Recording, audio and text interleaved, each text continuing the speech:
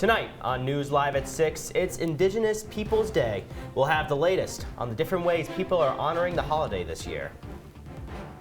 Plus, gas prices are on the rise again in central New York and across the nation. What this means is the holiday season draws closer. And shots fired near the property of a New York politician. All that and more. Citrus TV News Live at 6 starts right now. This is Citrus TV News Live at 6, your campus news leader. America today is recognizing the sovereignty and history of Indigenous people. Good evening, I'm John Perik. And I'm Josh Meyers. Here at SU, members of the community are honoring the day with an unveiling ceremony. And happening now on campus, the university holding events to celebrate Indigenous Peoples Day. We start our coverage tonight with Citrus TV reporter Maddie Stelk, who's live on the quad with more. Maddie, good evening.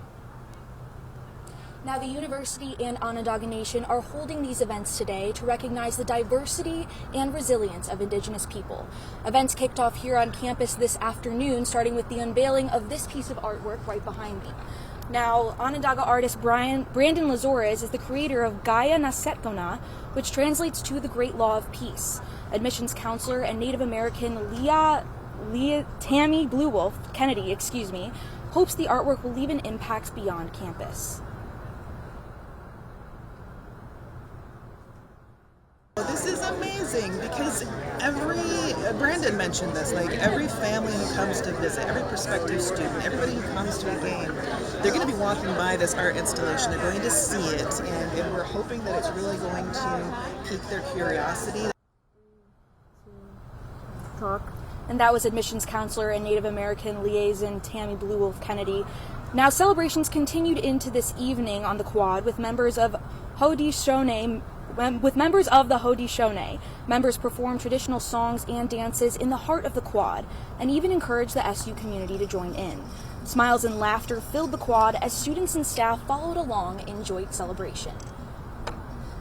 Now, events may be over here on campus right now, but students and staff can still head off campus. The Everson Art Museum is holding a celebration on refocusing and celebrating with Indigenous People Day, so you can head there, and it ends at 7:30 tonight. Reporting live from outside of the Shaw Quad, Maddie Stelk, Citrus TV News. Guys? Sounds like a great time out there. Maddie, as always, thank you. An exhibit Columbus this weekend announcing 7 university-designed research fellows, Syracuse University architecture assistant professors Molly Hunker and Greg Corso join for its next cycle. The event takes place in Columbus, Indiana, and participants will discuss how collaboration between designers can create balanced downtown districts. And the bioengineering program at the College of Computer Science is receiving a grant from the Esteemed program. The grant will help fund a 6-week summer session program to recruit and train undergraduates from diverse racial and ethnic minorities and those with disabilities. The program will be aimed towards high school students looking to get into college. And Syracuse musical theater graduate Taye Diggs is set to host a new series on Hulu. Back in the Groove highlights the journeys of 3 single women in their 40s looking for love. The woman will stay at the Groove Hotel in the Dominican Republic alongside men in their 20s. Diggs is also the show's executive producer. Now, John, I know it's starting to get a little bit colder now here in Syracuse with those fall temperatures, but honestly, I'm still feeling a little like I don't need to put on a winter jacket just yet. No, honestly, it's been very nice out. I spent the day today in Fayetteville and Clay. It was beautiful there, but what I am worried about is if there's any weather any bad weather on the horizon. Do we've got rain coming? Because we haven't seen rain in a while. No, we really haven't, and I'm really thinking that we might get some this week. I'm not looking forward to it, but Ronnie, what do we have coming up this week? What? All I hope is that the news isn't rain, you know. I think it's been at least 2 weeks since I've had to bring out my raincoat and my umbrella. So yeah, I mean, look, all I'm hoping is that I could get out, still throw around a frisbee and enjoy the fall weather. That's all I really want coming up in these next few weeks. But Ronnie, is there anything else that we could look forward to going into the week? Well, Josh, you are going to want to get out and throw that frisbee for the next few days because it is just gorgeous outside. Tonight in Syracuse, we're at 52 degrees, and that's really the story for all of central New York right now. Partly sunny skies, dry, nothing too much in the way of rain. And that's also the same for our current temperatures around our area. Like I said, 50s. Really a dry day, dry evening tonight, and that's going to be the way it is for the rest of tonight. So no rain as you step outside. If you have a night class tonight or you want to go out to dinner, lows falling to around 40 degrees, so grab the jacket, but nothing really in the way of rain and, dare I say it, snow. And it's going to be a beautiful next couple of days. I'll have that and more in your full forecast coming up. Guys, back over to you. Ronnie, thank you. It's good to hear that we don't have any rain, but unfortunately, flooding may be on its way to central New York later this week. The National Weather Service projecting heavy rainfall, up to 2 inches in the Syracuse area, and has issued a hazardous weather outlook. The warning stretching from Onondaga County all the way to the Vermont border. The National Weather Service says moisture will come from the Great Lakes and settle around upstate New York by Wednesday. And now new details today. October 10th marks Columbus Day, and here in Syracuse, Italian Americans are gathering at the Columbus Circle to celebrate but also reflect on the controversy surrounding the monument.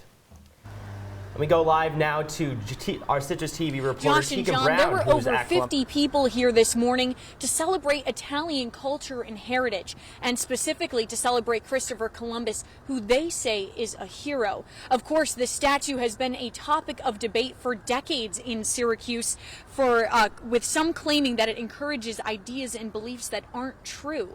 Italian Americans I spoke with at the wreath-laying ceremony here this morning say they acknowledge the negatives of the past and of history, but they choose to focus on the good. Yes, there are things that we're not proud of, and of course that's true with Columbus, but, and the big but is that we need to look at what is positive. The thing is not to downgrade another culture in order to try to promote another. I respect and honor the Indigenous people as well.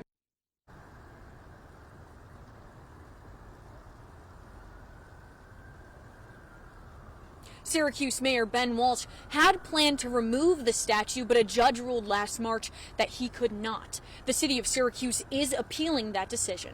However, Christopher Columbus will stay in downtown for right now. Reporting from Columbus Circle, Teagan Brown, Citrus TV News. Thanks, Teagan. A new bill in New York seeks to remove Columbus Day from the state's holiday calendar and instead honor Native Americans. Indigenous Peoples Day aims to change a celebration of colonialism into an opportunity to reveal historical truths about genocide and oppression. State lawmakers are scheduled to return to the Capitol in Albany in January to debate this bill. The rate of chronic absences is skyrocketing in Onondaga County. According to recent data, approximately 20,000 students qualify for being chronically absent.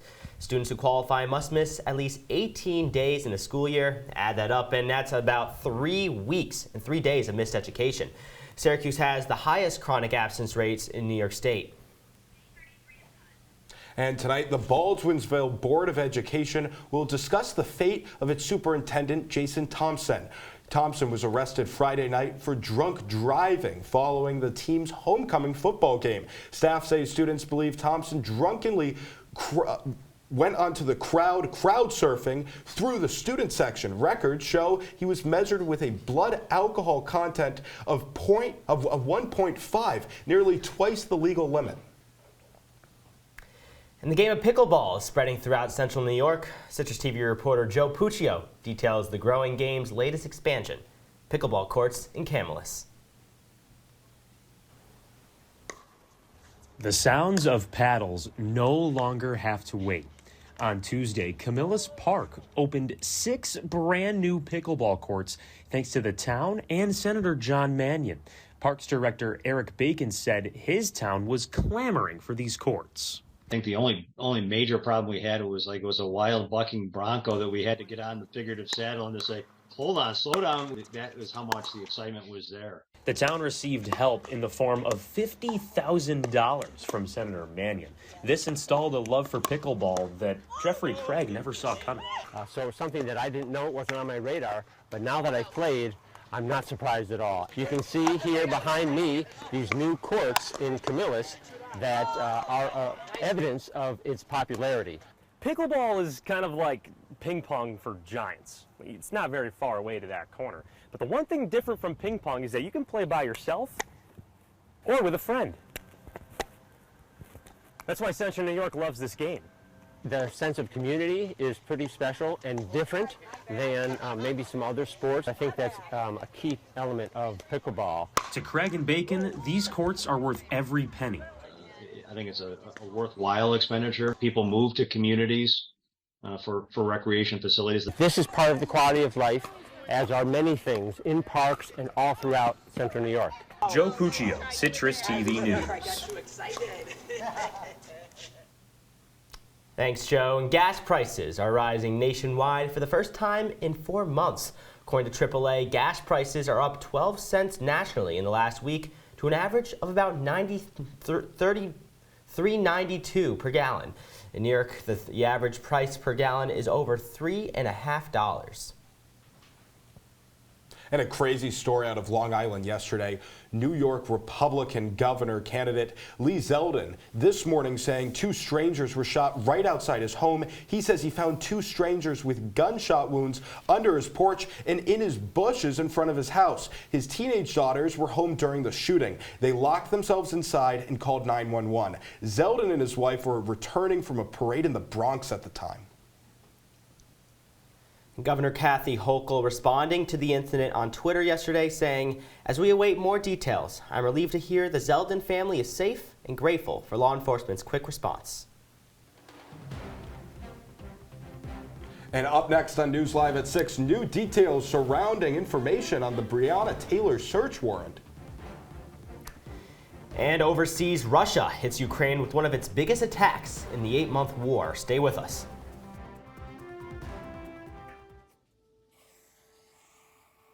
Dad? Just 1 minute, okay? Hey, Bobo, do trees tell each other stories? I'm sorry. I'm afraid I don't know that. Hey, why don't we go find out?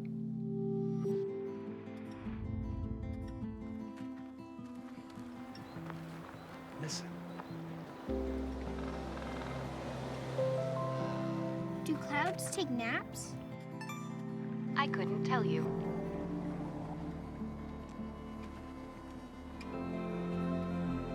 Can birds draw pictures? I don't have an answer for that. Dad, do stars visit their friends? Look!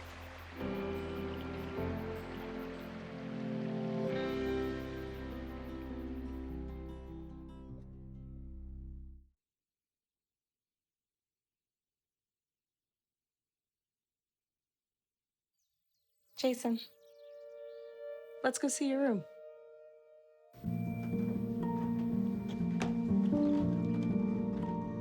What do you think? We kept it a little spare, so you can decorate it how you like.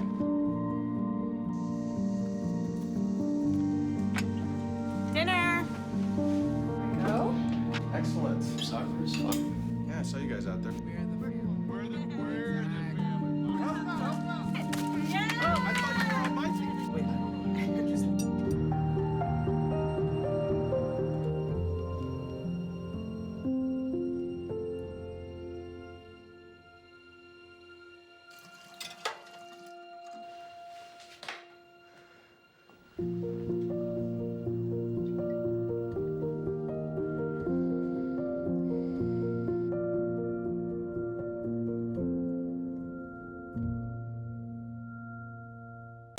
If you see news happening on campus, in Syracuse, or across the nation, call the Citrus TV newsroom, 315-443-1177, or tweet at Citrus TV News, your campus news leader.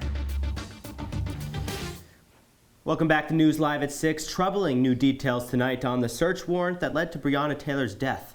Former Louisville police officer Kelly Goodlett admitting in federal court that she and another officer added false details to the warrant. U.S. Attorney General Merrick Garland says armed officers should have never stepped foot on Taylor's property. The Louisville Police Department awaits the results of a U.S. Department of Justice investigation into their policing practices. And a Michigan man is dead today after a hotel shooting. The 34-year-old suspect has been charged with murder after fatally shooting a 55-year-old victim on the 3rd floor of Hampton Inn near Detroit. Police say the defendant shot the employee while descending on an elevator to visit with co-workers. The suspect was denied bond at his court appearance over the weekend. And a top American analyst faces charges of misleading the FBI regarding Russia's role in the 2016 election. Igor Danchenko is charged with fabricating information to make himself seem credible. Prosecutors say he denied obtaining most of his information from former Clinton public relations executive Charles Dolan. Danchenko is the 3rd person to face charges in connection to the investigation into Trump's ties in Russia during the 2016 election. And Kanye West's Twitter and Instagram accounts have been locked because of anti-Semitic posts by the rapper. Earlier this month, he was criticized for wearing a White Lives Matter t-shirt at the Paris Fashion Week. Kanye returned to Twitter on Saturday after a 2-year hiatus after Instagram locked his account. Now the latest in Ukraine, where 11 Ukrainians are dead today after a Russian missile attack overnight. The Russian strike comes after a bridge on the disputed land of Crimea collapsed this weekend.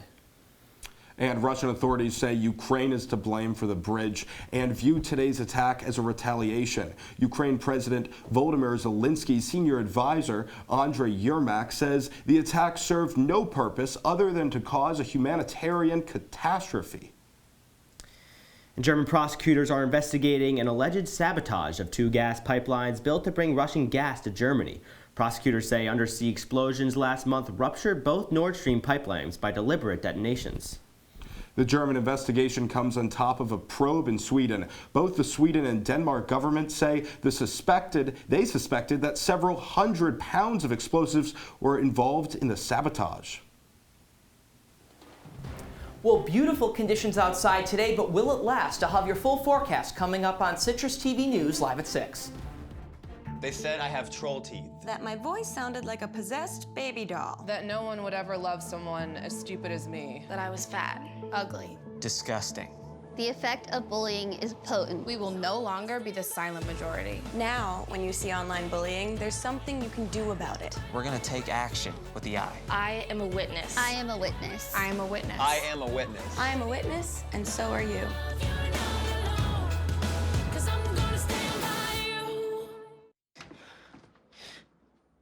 Your daughter just had her first breakup. Do you A, put yourself in her shoes? B, console her? Don't worry, sweetie. This is gonna happen a lot. Or C, find her a new boyfriend? Nice, single boys. That was weird. As a parent, there are no perfect answers. But you don't have to be perfect to be a perfect parent. Thousands of teens in foster care will love you just the same. Well, Thomas, you've got pre-diabetes. But with more exercise and a change in diet, it can be reversed. I've tried exercising. It just makes me hungry for bacon.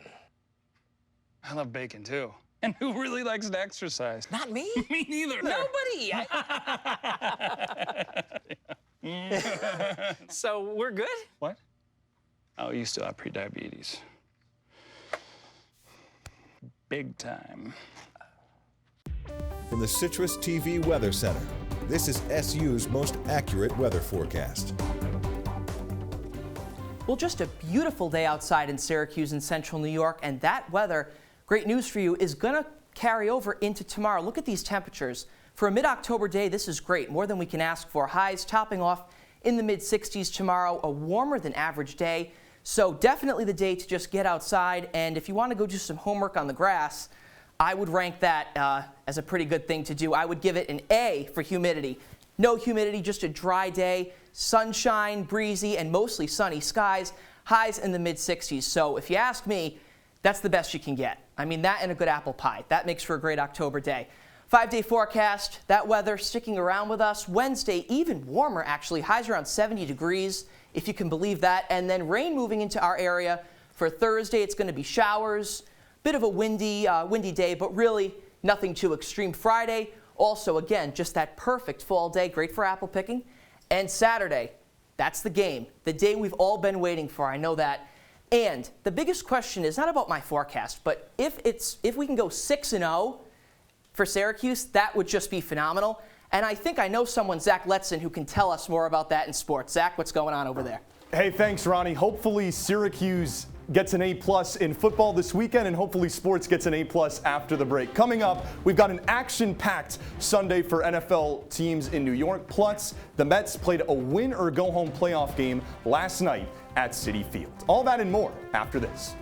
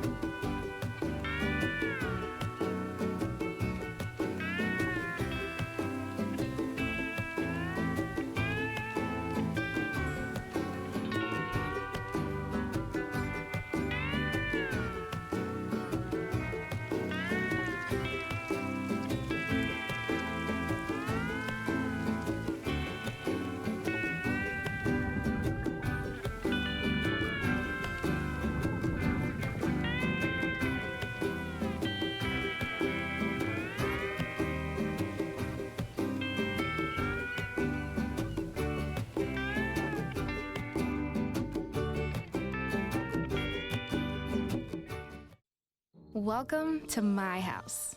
Lately, not my happy place. Everybody's pretty tired of each other. The parents were not themselves. My little brothers were morphing into small creatures. The walls were closing in. Clearly, a case of too much family, too close, 24/7. And there's a lot of that going around right now. If this sounds like your house, try going someplace new. YourLifeYourVoice.org. You'll find lots of ideas to help you handle the family stresses of being confined to close quarters. YourLifeYourVoice.org. It might not get you out of the house, but it could help you find a little more breathing room.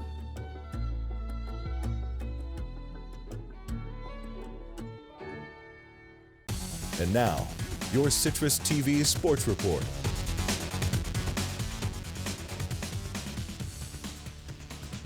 A bye week for Syracuse football is in the books. Now, it's on to the biggest game in the Dome in over 2 decades. Welcome into sports. I'm Zach Letson. This Saturday, number 18 SU plays host to number 15 NC State. That's right, 2 ranked teams in the Dome for the first time since 2001. What's the story of both squads? Well, you're looking at the 2 top scoring defenses in the entire ACC going toe-to-toe. Both sides punish opponents to the tune of under 16 points per game. Cuse head coach Dino Babers is expecting a hard-nosed battle on Saturday.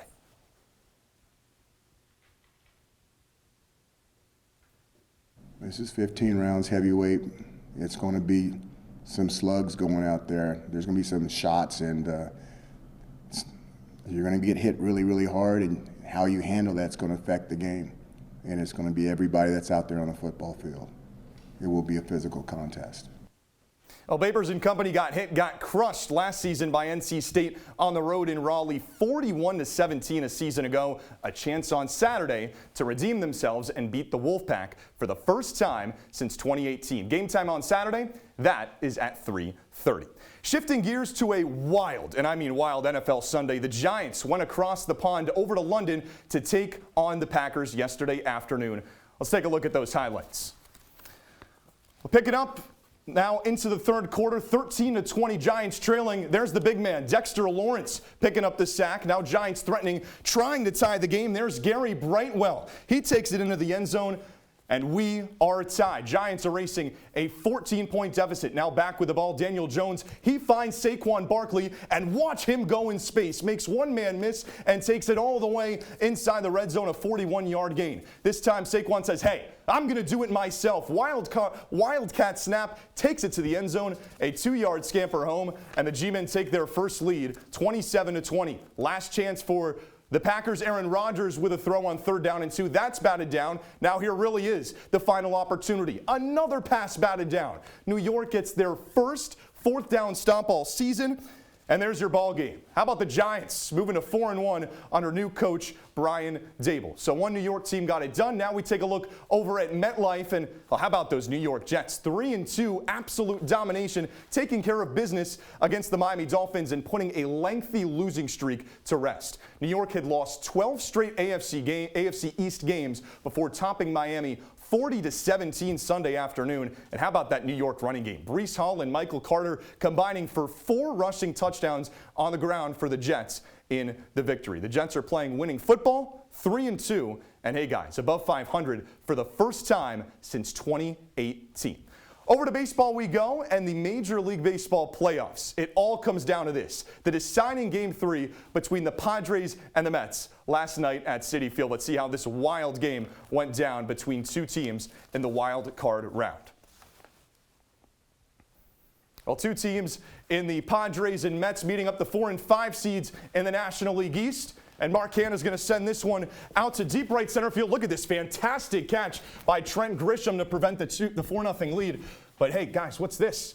Buck Showalter's going to ask, I think I see a sticky substance. I think I see something foreign on the ear of Joe Musgroves. Umps are going to check him out, rub those ears a little bit, say, are you good? Are you cheating? Okay, you're good. You can stay on the mound. And what does he do after? Tomas Nido, see ya. Give a little look over to the Mets dugout just for some good measure. And how about a little icing on the cake, guys? Juan Soto with a hit down the left field line to make it 6-0. Last opportunity for the Mets. Starling Marte to third base. And the San Diego Padres advance to the National League Division Series, guys. They'll take on the Los Angeles Dodgers. Thank you so much, Zach. And when we come back, we'll take one last look at your weather. Stay with us. Your daughter just had her first breakup. Do you A, put yourself in her shoes? B, console her? Don't worry, sweetie. This is gonna happen a lot. Or C, find her a new boyfriend? Nice, single boys. That was weird. As a parent, there are no perfect answers. But you don't have to be perfect to be a perfect parent. Thousands of teens in foster care will love you just the same.